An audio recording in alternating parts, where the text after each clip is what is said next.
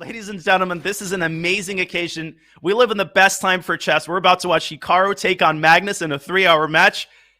And Robert, I'm going to have to lean back from the screen. I'm going to have to keep my own composure because I can't even imagine how the players feel right now. Well, Magnus Carlsen, he has got those arms crossed. Hikaru, he's dressed sharply for the occasion. And here we go. Nakamura with the white pieces in game one. We see him use the king's pawn. No bong clouds today. I don't think we're going to see that. We get knight f3, knight c6, and a Spanish, Tanya. Spanish, both of these players, we expect them to bring their A game from the very first moves. No 1a3, no 1g4 from Hikaru Nakamura. He is taking this seriously. And Magnus, repeating what he played against MVL, clearly indicating that he wants to play a Marshall, and he does. We get that Marshall, and it's c6 this time. So Magnus Carlsen, he is kind of mixing it up here, causing some problems for Hikaru, you would think, except for the fact that Hikaru is playing instantly. He is well prepared. And Magnus has played the Marshall before. C6 is the main move. Against MVL, Carlsen was playing the sideline bishop b7. That has surprise value. This has the reputation. And notice Hikaru putting his pawn on d3.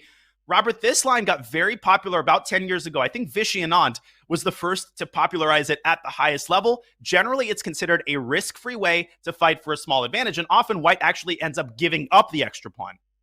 And look at this move, queen h4. The bishop on f5 was under attack, but h2 was a checkmate threat. So that's why the pawn went to g3 to blunt the bishop on d6. Now the queen slides up into the compromised light squares, protecting the bishop on f5. And if that bishop can join the queen in the kingside party, there could be a checkmate against the white king.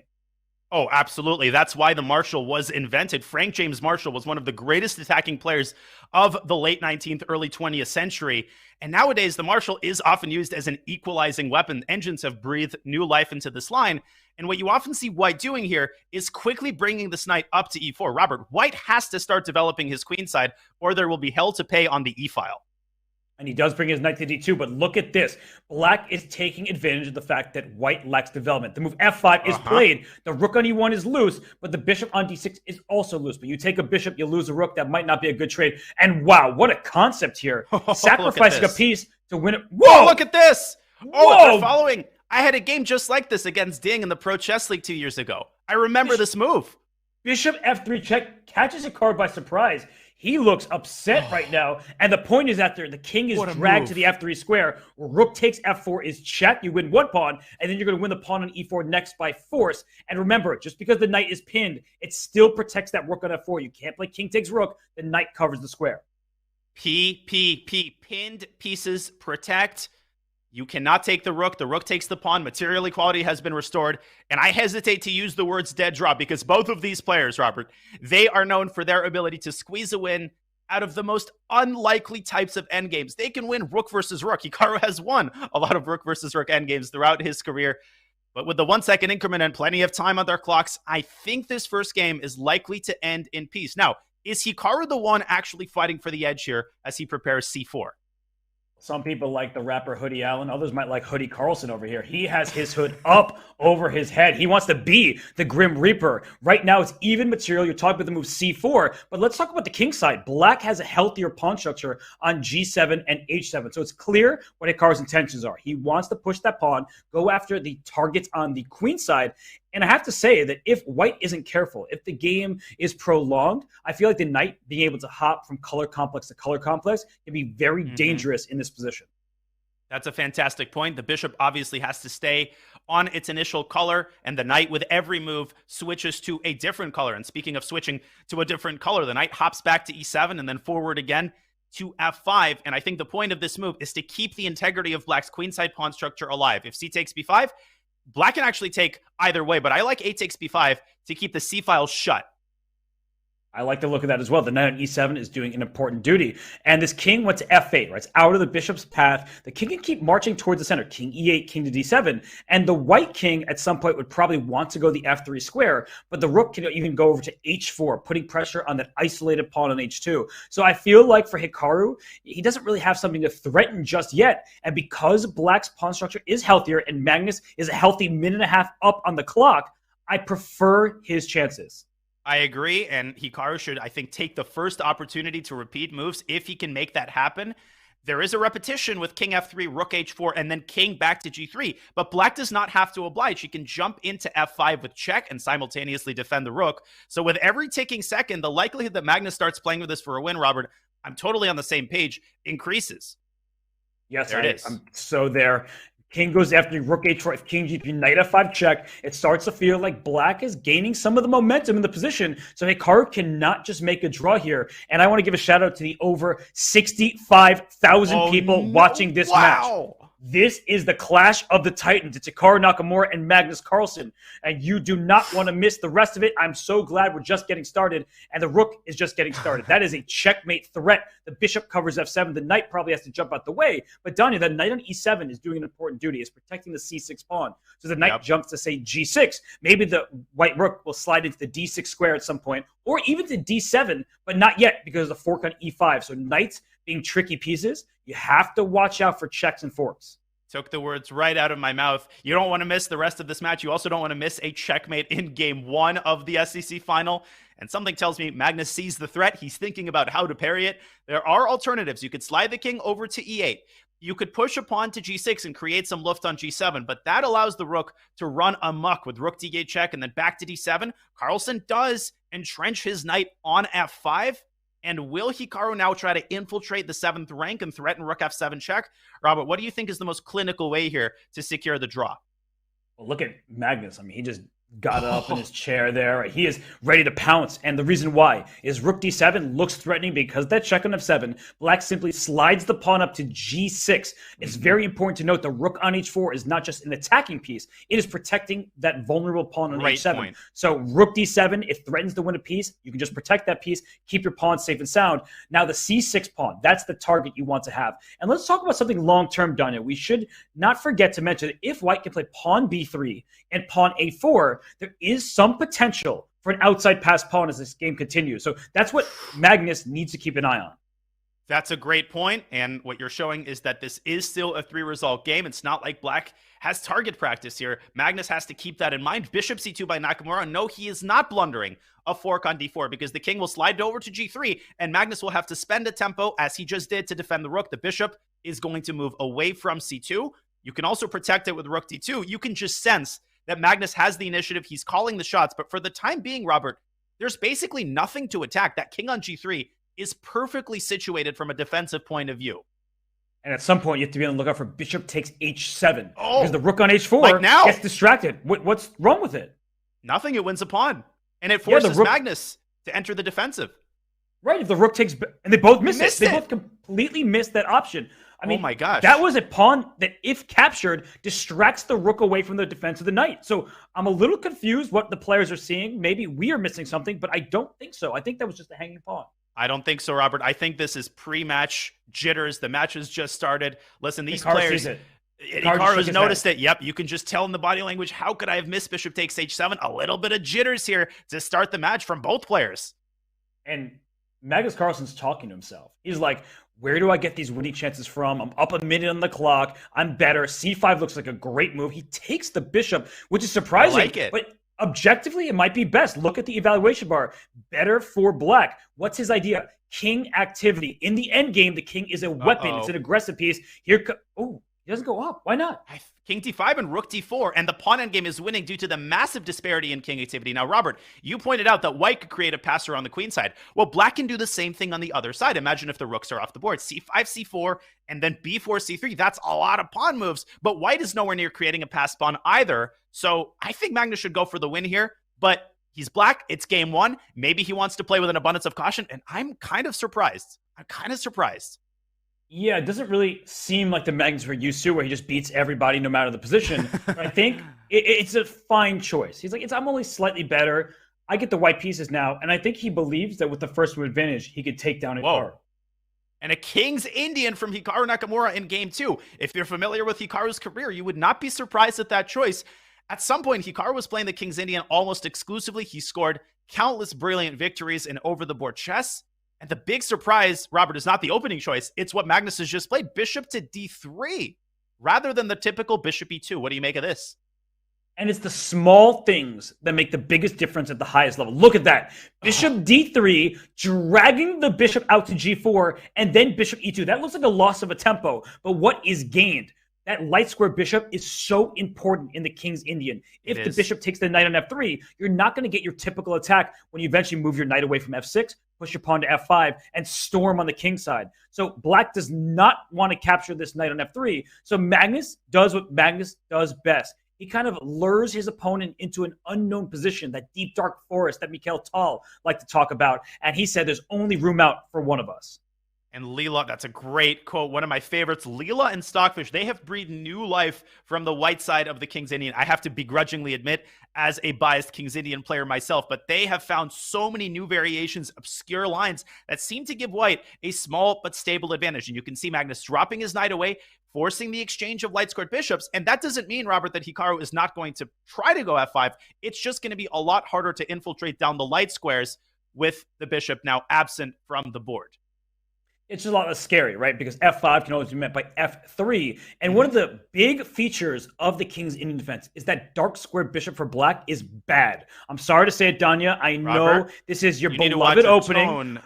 I say it out of the finals here. Respect and love. But that bishop on g7 is one only a mother could love, because it's stuck behind a pawn on e5. That is why sometimes you want a pawn break. It opens the board up. And look at this move, g4. You want to play f5? I dare you. Come at me, because GF, then it will open the G file, and that bad bishop on G7 I was just talking about will get in some big trouble.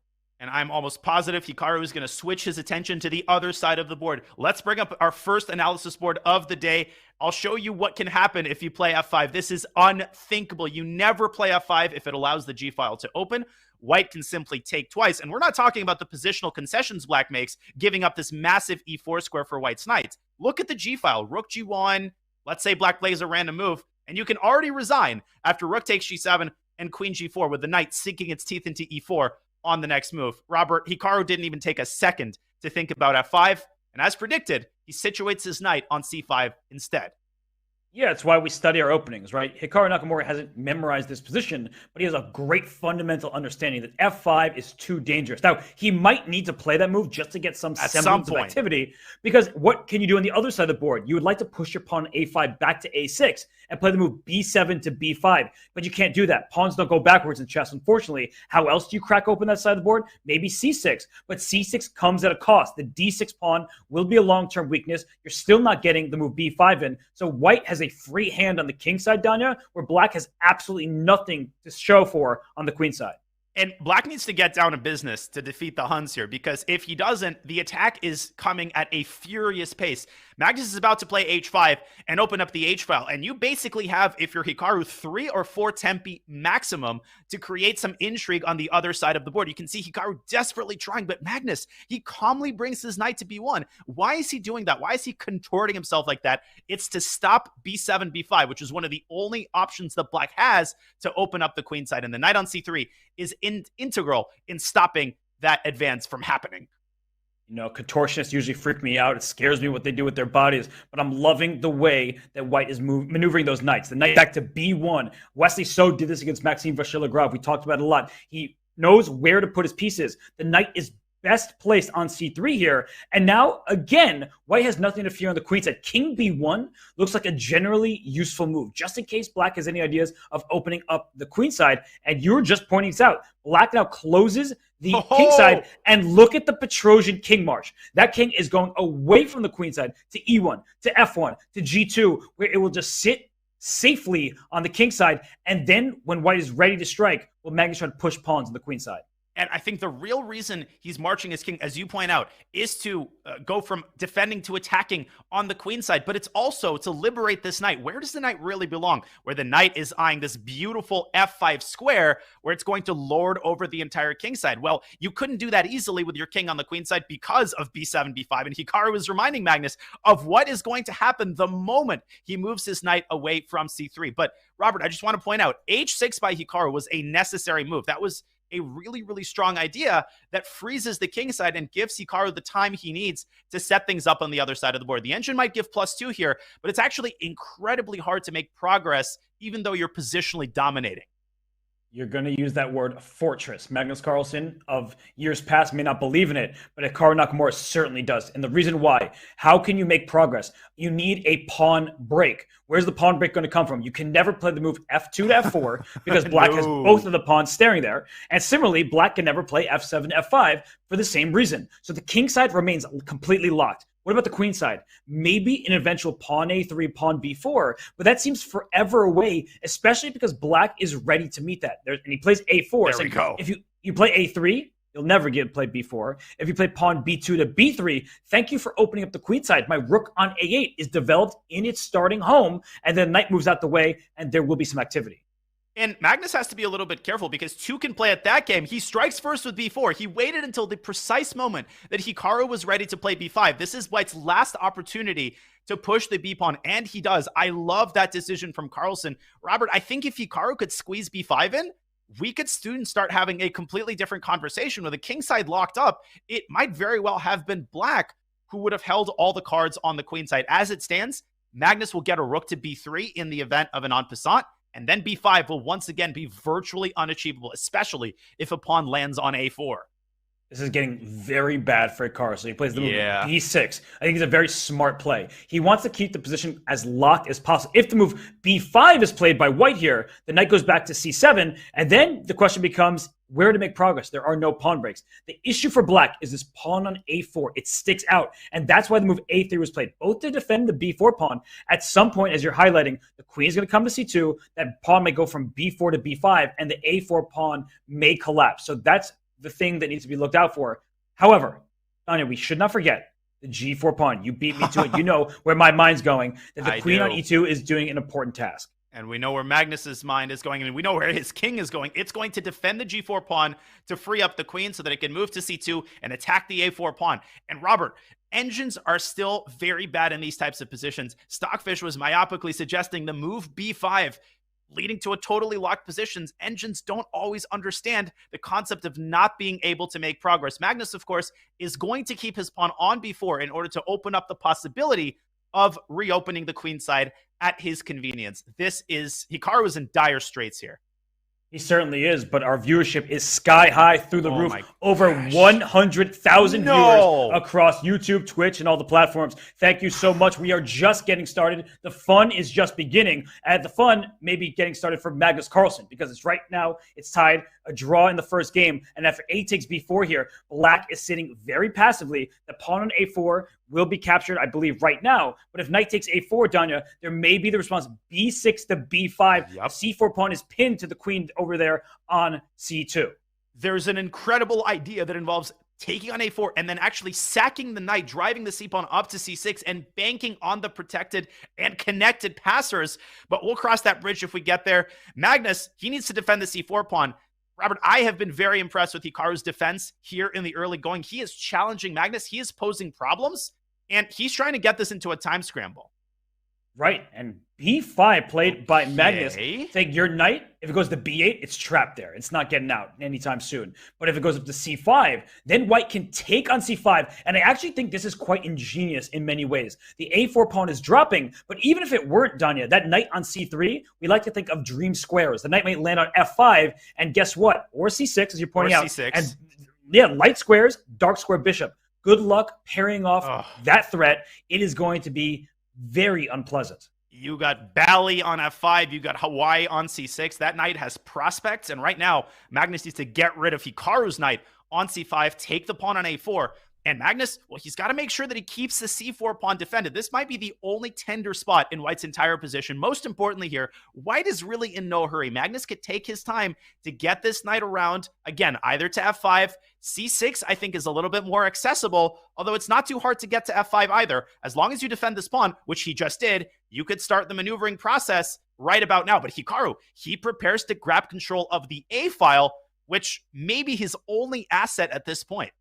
Well, there's a dual threat. The a file and rook takes b5 was a threat because the queen was loose on c2. So if white makes a move, let's say white a free turn with knight d1, immediately rook takes b5 is available because the c4 pawn is pinned to the white queen. But the queen moved to e7. It wants to go to f6 and up to f4, causing that white king some problems. But Danya, I think it's just scary looking, but not scary in principle. And Magnus down to 18 seconds. He's got to find a way out.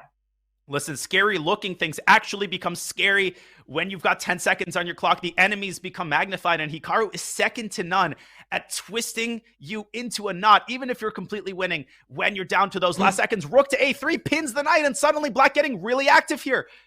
Queen F4 coming next. Rook B3, you lose the C4 pawn. We swap rooks and C4 drops. Queen F4. He goes backwards. Queen F4 is a huge move, and Black suddenly has the upper hand, but he goes Rook A8. That was a big missed opportunity for Hikaru Nakamura. Queen F4 forced the favorable queen trade because the e-pawn would have captured, opening up a pathway for the Black bishop. But we've moved on from that. This is still a game, and Magnus is very close to getting his knight to that promised land on F5, and he does.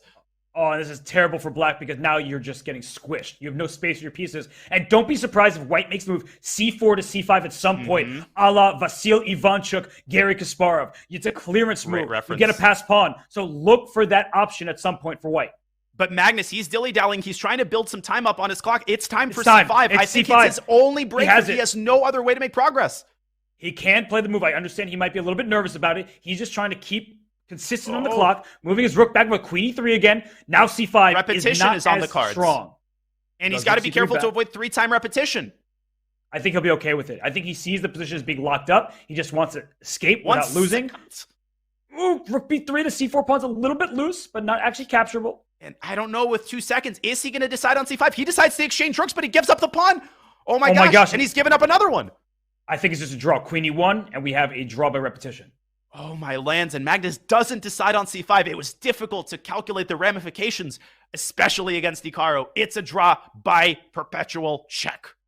Now, both players can breathe a sigh of relief there because Hikaru was worse, but he also had a shot with Queen F4, and Magnus down in time trouble saying, my mouse speed is there. I can hang with Hikaru Nakamura, and it's not just a hoodie hanging on my head. So we see that it's 1-1, great defense from both, and we are just getting started. Daniel, still 68.5 minutes remaining in the longest time control. Neither of the players able to land a punch in the first 2 games. Magnus came oh so close in that game. It was an exquisite positional effort. He outplayed Hikaru in his pet King's Indian. But at the end of the day, Robert, if you think about Hikaru's greatest strength, what does he have to harness in order to try to knock the world champion out of the SCC and claim the title for himself? It's his time scrambling ability. I think that is Hikaru's biggest objective edge over Magnus.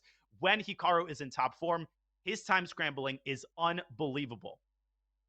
Yeah, it's really tough to match up with Magnus Carlsen, but Hikaru Nakamura proving he's capable of doing just that. We are in our 3rd game of the match. We see that we had a Queen's Gambit accepted. So what's the dynamic right now? White has an extra pawn in the center, E3 and D4, versus just a single pawn, E6. White is castled. The Black King is in the center. But what does Black have going for him? No actual targets, no weaknesses in the position.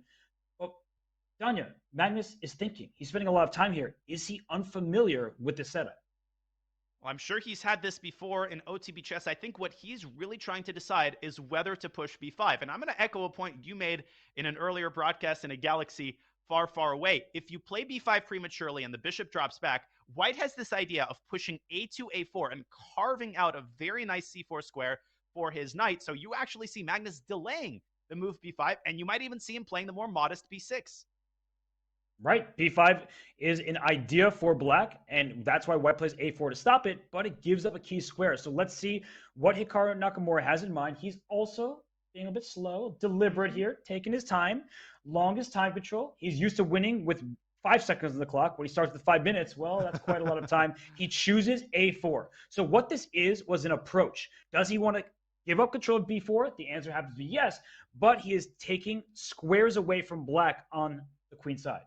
And it's not enough just to see, oh, I weakened a square. How accessible is that square? It's not that easy for Black to get a knight to B4. And even if he does, it's not the end of the world for White. A knight on B4 looks pretty, but it's not really impacting the course of the game. So I like the decision to prevent B5. I think White's got a tiny pull here. Magnus has to be very careful about the D4, D5 pawn break, which is especially strong if you play B6. Okay, Magnus takes on D4, and we get a new pawn structure. I think he can play the move knight to e5. The bishop on c8 wants to get out. The move b6 would be a blunder because it gives White the c6 square. So that's why knight e5 with tempo against the bishop. Now bishop d7. And Danya, I feel like these positions can get very dangerous for White. The reason why is that b4 square and the b3 pawn. At some point, if black gets developed and coordinated, the b3 pawn is an approachable target, whereas b7, the bishop needs to get to f3, easier said than done when there's a knight sitting on e5. You're absolutely right. Objectively, the position is clearly equal. The engine's always going to throw 0.00 in these positions, but I agree completely. White is the only one with a serious target and a seriously weak square. The b4 square can be occupied by a bishop rather than a knight as originally anticipated. And Magnus, you know what he could do here? He could take on f3 and then play bishop c6 to try to open up the b file, but instead he decides to keep all of the pieces on the board with knight g6. Yeah, because surprisingly, white is the one with less space, and the position is pretty open. So knight g6 keeping more piece on the board is saying that bishop on e2 desperately wants to get to f3, not so fast. Now, if you go knight d4 back, we could see a repetition of moves with knight back to e5, or you read my mind once again, partner, pawn to e5 is available for black. So queen b1, an odd-looking move, Danya. What's the purpose behind it?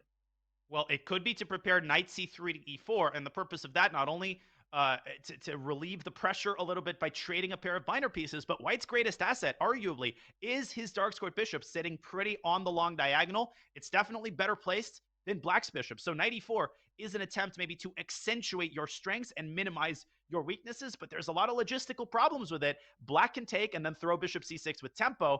Hikaru instead, where is he going? Is he going to c4? But then he's walking into queen g5.